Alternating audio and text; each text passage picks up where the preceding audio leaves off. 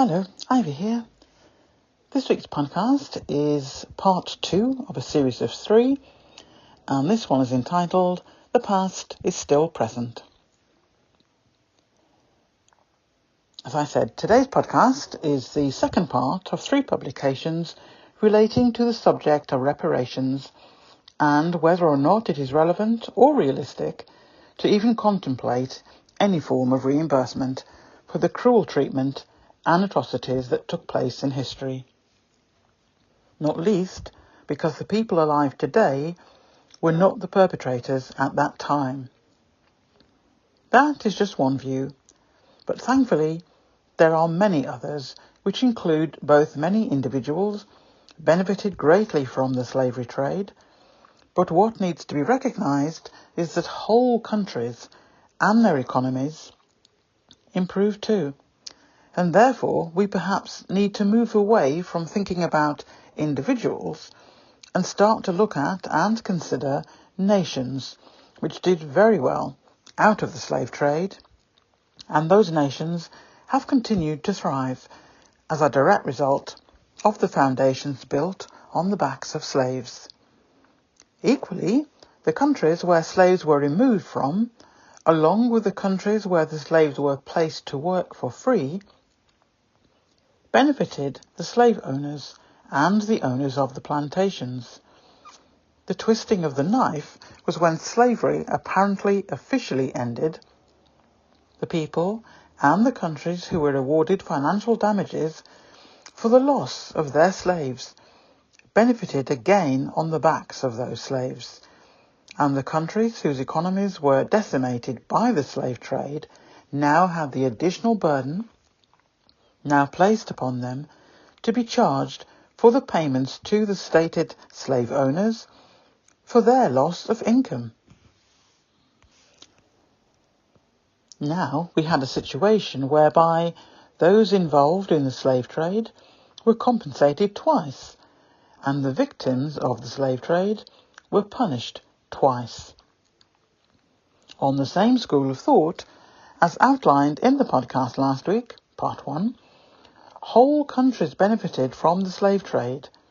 Industries grew from it, and at every stage of the supply train, there were businesses employing local workers and building their businesses, sometimes empires, on the back of the slave trade.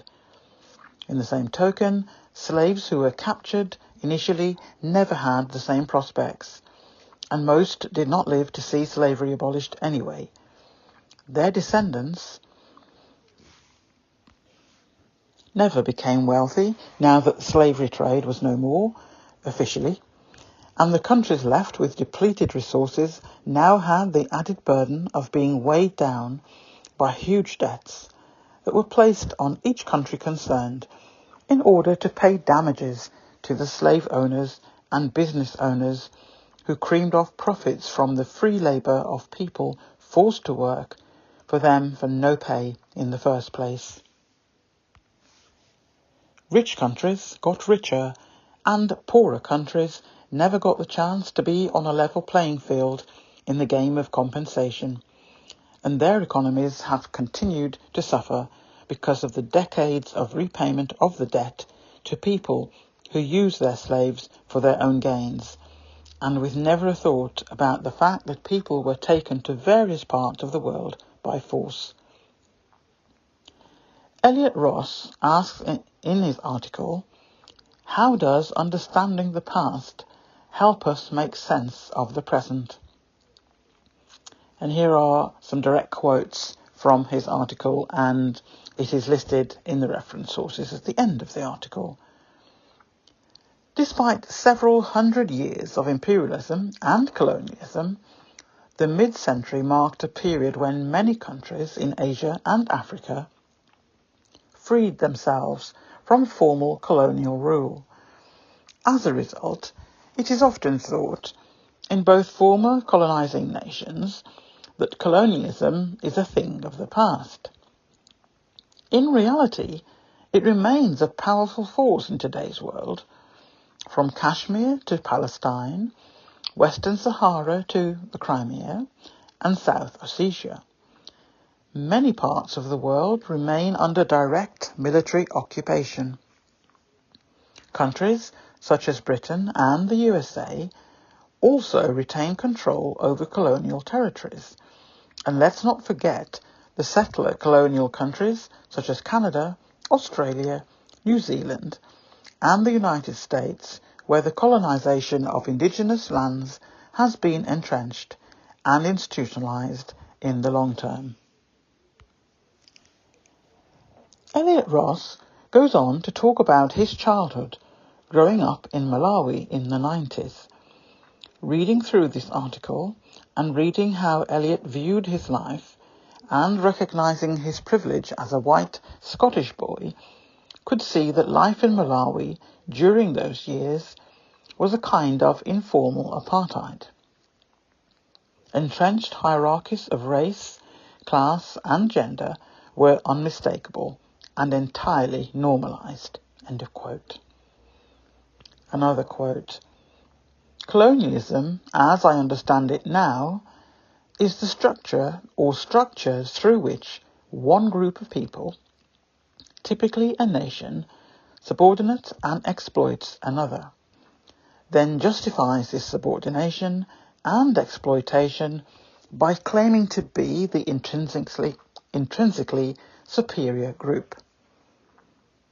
Colonial domination not only shapes our ideas about race, but also strongly influences how people think about class, culture, gender, and sexuality.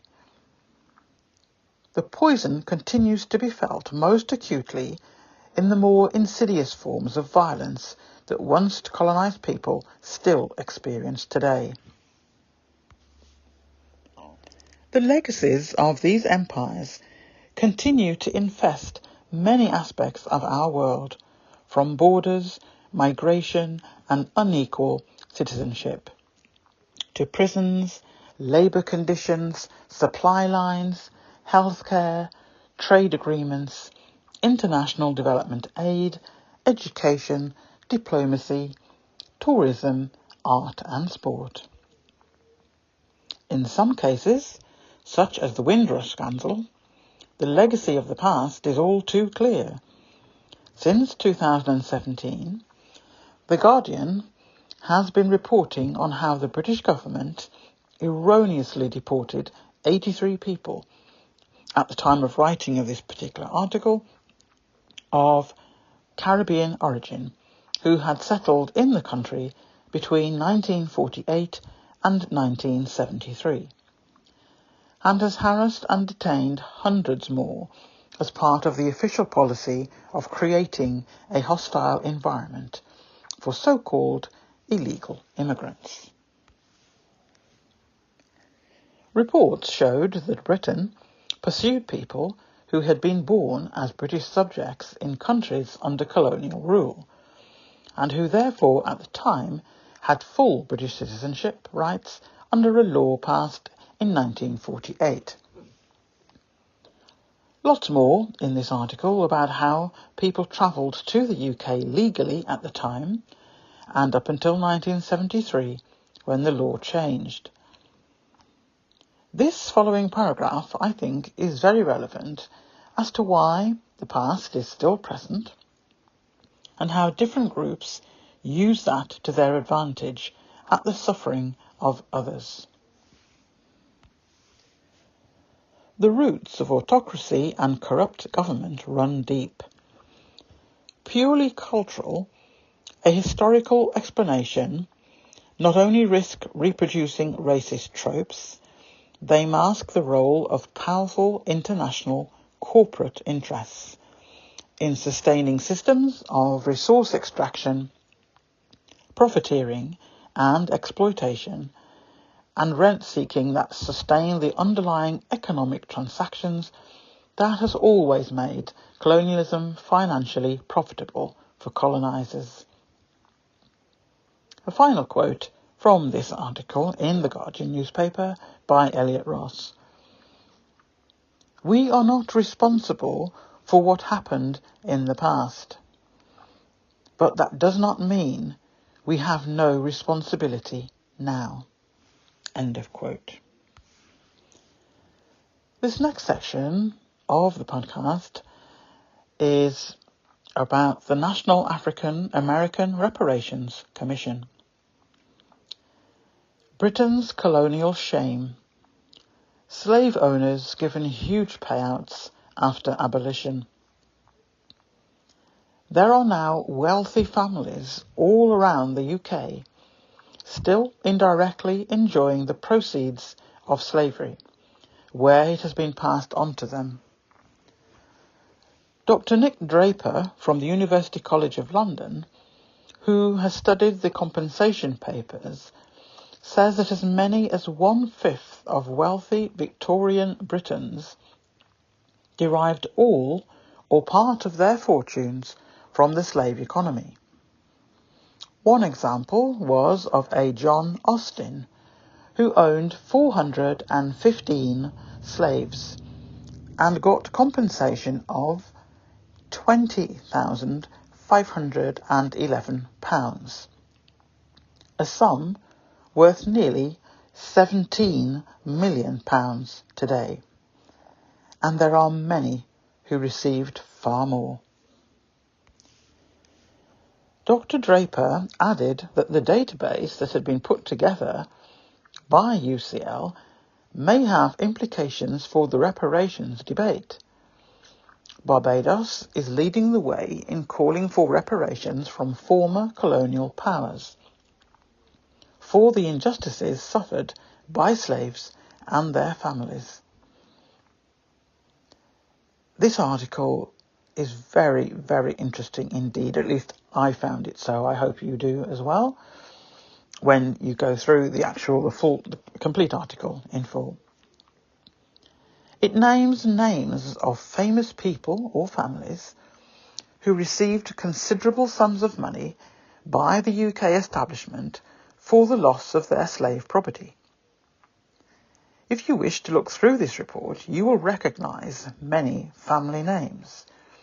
And what is striking is to see how many of those names exist today in the area of politics.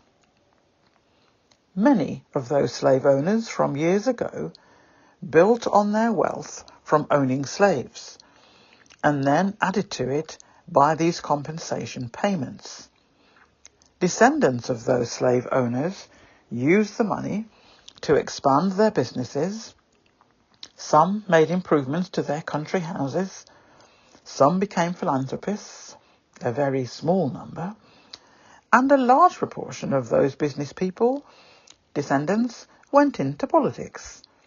Some very recognisable names have been Lord Chancellors, and a couple of Prime Ministers appear as well. I decided to let you all discover that for yourself when you go through the reference, rather than invite more flames in my direction by me quoting them in this podcast. But trust me, you'll find them interesting.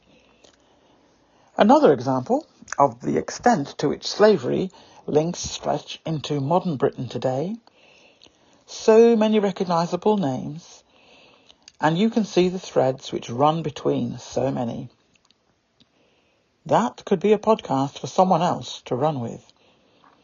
I am doing this topic because of the British royal families trying to recreate colonialism under the guise of calling it the Commonwealth. But the approach and the attitude remains the same. All of the enforced visits to Commonwealth nations this last few months have not gone well, and each time the British royal family force themselves onto these countries using the same playbook when the empire existed, and remain surprised in modern times that the occupants of most of those nations are no longer interested in having a British monarch as their head of state. The fact that the nations are handed the bill for a visit that they never asked for, and are told that they cannot refuse. A few have tried, which is a start, and a couple have been successful. And the salt in the wound is that the said country is then forced to foot the bill for a visit by people that they did not request or want in the first place. The countries are struggling economically already, so to have to find money to pay for royals who could afford to pay for every visit they make to places and not even notice that the money that is missing from their very large stash that they use, much of it public funds, is a reinforcement of the attitude of the class system that is being in place for hundreds of years. The tide, however, is turning. Colonialism, facts and information. Much more detail in the article, but this is just a summary of what that section is about. Colonial impacts include environmental degradation, the spread of disease, economic instability, ethnic rivalries, and human rights violations. Issues that can long outlast one group's colonial rule. Sorrow and regret are not enough. Britain must finally pay reparations for slavery. That's a headline of another article in The Guardian that was published in March this year, March 2022. Details below as normal in the reference sources. When Jamaica's Prime Minister announced to Prince William a couple of months ago that Jamaica was moving on, the irony of that phrase was lost on most.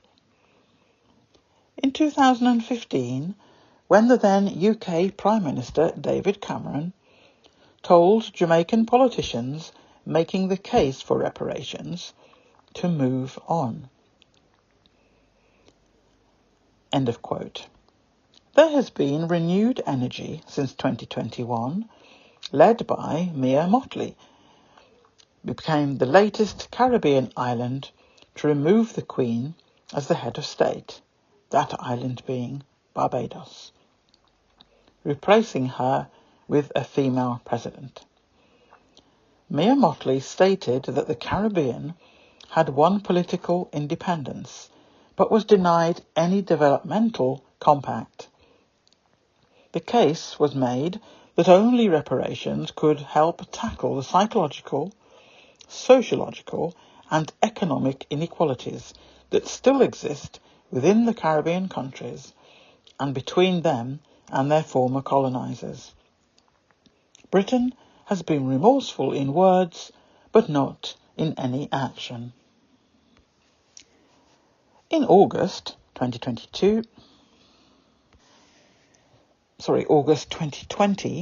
the UK government response was, the UK deplores the human suffering caused by slavery and the slave trade. They are among the most abhorrent chapters in the history of humanity. Prince William said much the same thing in Jamaica during the unwanted visit.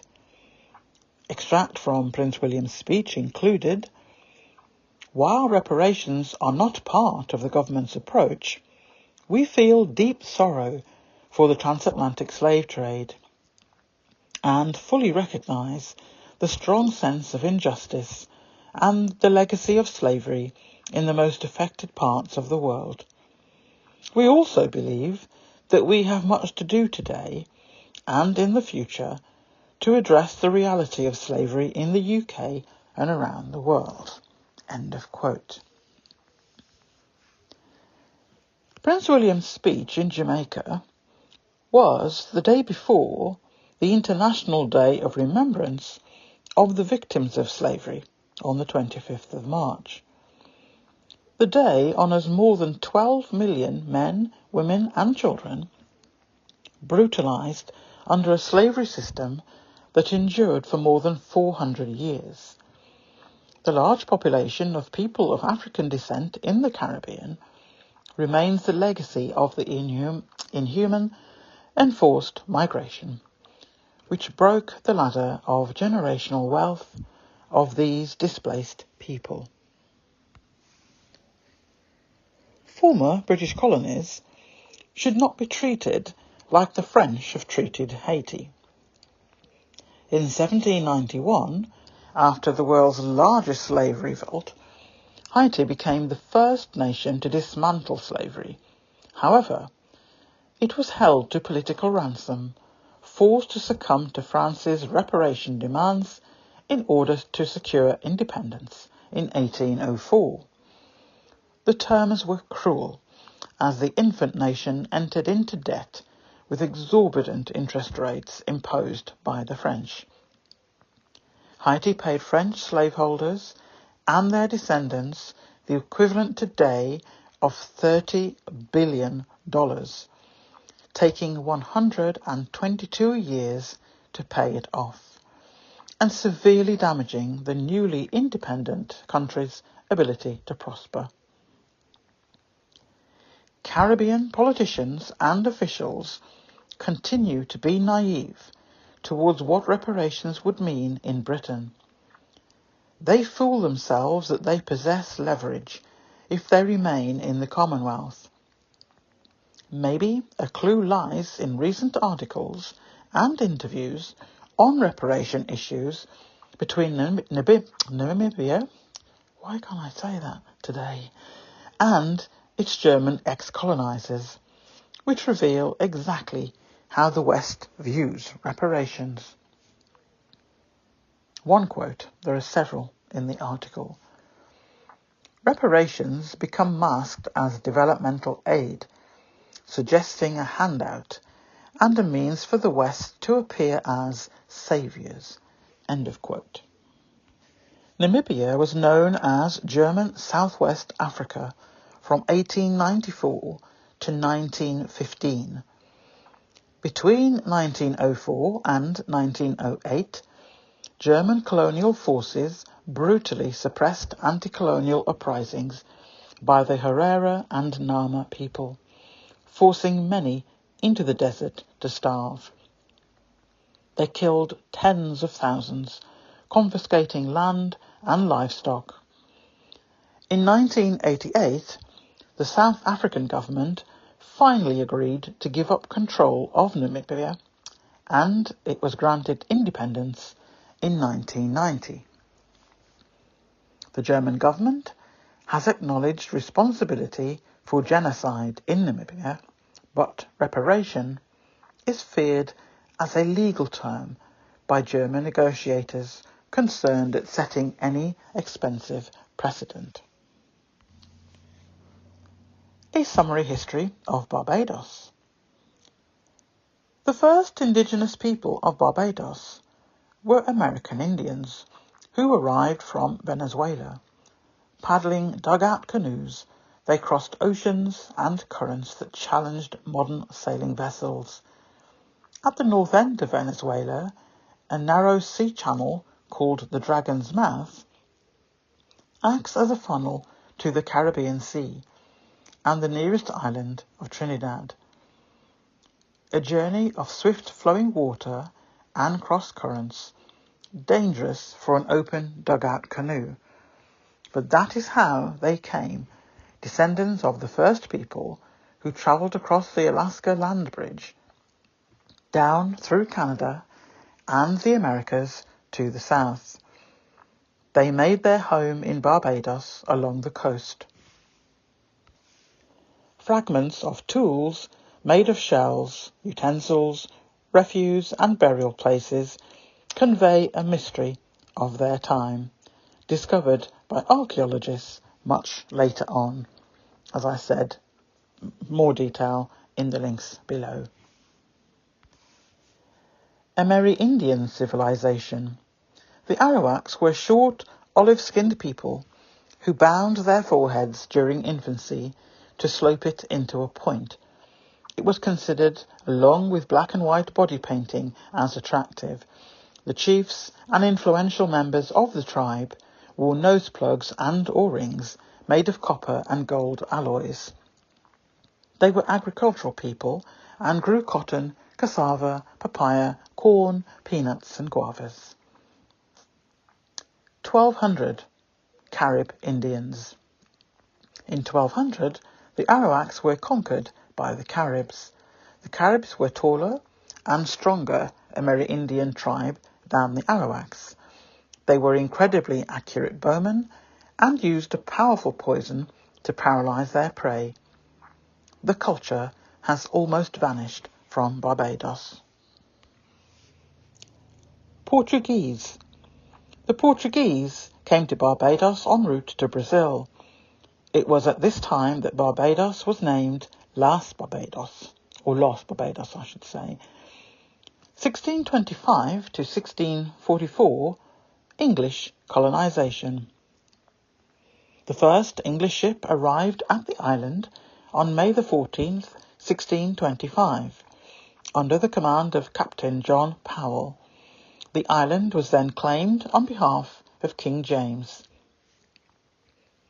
On February the 17th, 1627, Captain Henry Powell landed with 80 settlers and 10 slaves to occupy and settle the island. The colonists established a House of Assembly in 1639. It was the third ever parliamentary democracy in the world. People with good financial backgrounds and social connections with England were allocated land. Within a few years, much of the land had been deforested to make way for tobacco and cotton plantations. 1644 to 1700. Sugar and slavery. A potential market formed for slaves and sugar-making machinery by the Dutch merchants. 1807 to 1838. Abolition, rebellion and emancipation. After slavery was abolished in 1834, many of the new citizens of Barbados took advantage of the superb education available on the island. After education, they wanted something more than working in the cane fields. 1961 to 1966. Independence. Barbados was first occupied by the British in 1627 and remained a British colony until internal autonomy was granted in 1961. So much more information about Barbados and other journeys, and the links to slavery in the reference sources at the end of the article. All of these, together with a new set of reference sources, will be listed at the end of part 3 next week. How slavery helped build a world economy. The slavery system in the United States was a national system that touched the very core of its economic and political life. And the source for this, again listed in the reference sources, is the National Geographic, published in January 2003. The following is an extract from Jubilee, The Emergence of African American Culture by the Schomburg Center for Research in Black Culture of the New York Public Library. Again, National Geographic Books, 2003. A quote: "Is life so dear, or peace so sweet, as to be purchased at the price of chains and slavery? Forbid it. Almighty God, I know not what course others may take, but as for me, give me liberty, or give me death." End of quote. And this was from Patrick Henry, a speech in the Virginia Convention in March 1775. Another section quoted: "African people were captured and transported to the Americas to work. Most European colonial economies in the Americas from the 16th through to the 19th century were dependent on enslaved African labour for their survival. According to European colonial officials, the abundant land that they had discovered in the Americas was useless without sufficient labour to exploit it. Slavery systems of labour exploitation were preferred, but neither European nor Native American sources proved adequate to the task. Having proved themselves competent workers in Europe and on sugar plantations on the Madeira and Canary Islands off the coast of Africa, enslaved Africans became the labour force of choice in the Western Hemisphere, so much so that they became the overwhelming majority of that colonial populations of the Americas. Of the 6.5 million immigrants who survived the crossing of the Atlantic and settled in the Western Hemisphere between 1492 and 1776, only 1 million were European. The remaining 5.5 million were African. So much more information on how the world benefited from slavery, which leads into part 3 of this series, in terms of individual nations arguing or pleading their case to their respective governments, or a global movement for global requests for reparation, as the world benefited in a variety of ways, economically, not just the nations mentioned in the series of podcasts owning plantations and slaves, but who they traded with and the industries which developed in the chain leading back to the vessels travelling the seas and the various landing points where plantations were developed, etc. What is colonialism?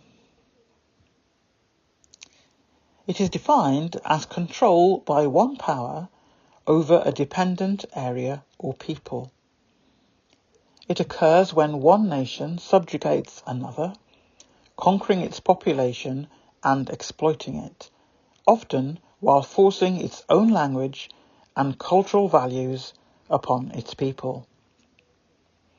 By 1914, a large majority of the world's nations had been colonized by Europeans at some point. The concept of colonialism is closely linked to that of imperialism, which is the policy or ethos of using power and influence to control another nation or people that underlies colonialism. The history of colonialism. Colonialism was practiced by empires such as ancient Greece, ancient Rome, ancient Egypt, and Phoenicia, These civilizations all extended their borders into surrounding areas from about 1550 BC onwards, and established colonies that drew on the physical population resources of the people they conquered in order to increase their own power. Coercion and forced assimilation often accompanied those gains, and scholars still debate colonialism many legacies now.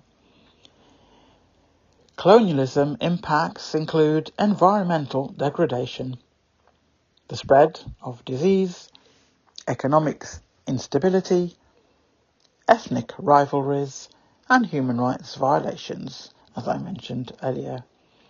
Issues that can long outlast one group's colonial rule.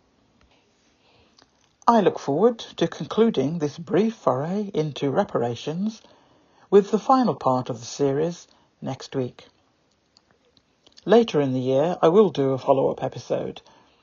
Most of the listeners to this channel can identify elements of their history over the course of these 3 episodes. Reminder that there will be an extensive list of reference sources at the end of episode 3, which will include the reference sources from parts 1 and 2. It's literally about 2 sides of A4. There was so much, and I could have put double that easily, but it's a starting point for any of you that wish to explore further. So, that's it for part 2. I look forward to speaking to you all next week in the comments. Speak to you soon. Bye from Ivy. Bye.